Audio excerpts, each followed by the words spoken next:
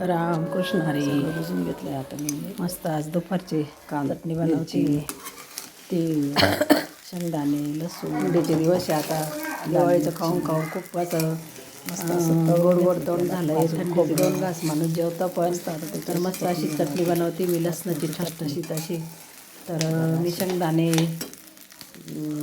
खोबरं लसूण मस्त अशी चटणी बनवली बरं का मी. जिरे तुम्ही पण बनवून बघा. भाजून घेतलं मस्त लाल कारण झालं. आता दिवाळीचं मिक्सरमध्ये गोड असं तोंड दळून खाऊन घेतलं. तर ना बघा अशी मस्त थंडीचं चटणी झाली आहे. म्हणजे चटणीला मस्त अशी म्हणजे मिरच्या तोंडाला चव येईल अशी म्हणजे ठसठशीत म्हणजे लसणाची प्रमाणातच मिरची मिरची बनवली. टाकलेलं आहे. पण लसूण, आपल्या गावठी मिरची, मिरच्या टाकलेल्या आहे. आणि जिरे, ती जे टाकताना ते खोबरं, लसणाची शेंगदाणे, चटणीला तीळ बाहेरचे असे तर मस्त ते भाजून फक्त घेतलं. कलरसाठी टाकताय. पण त्याला चव वेगळी असते कलरला.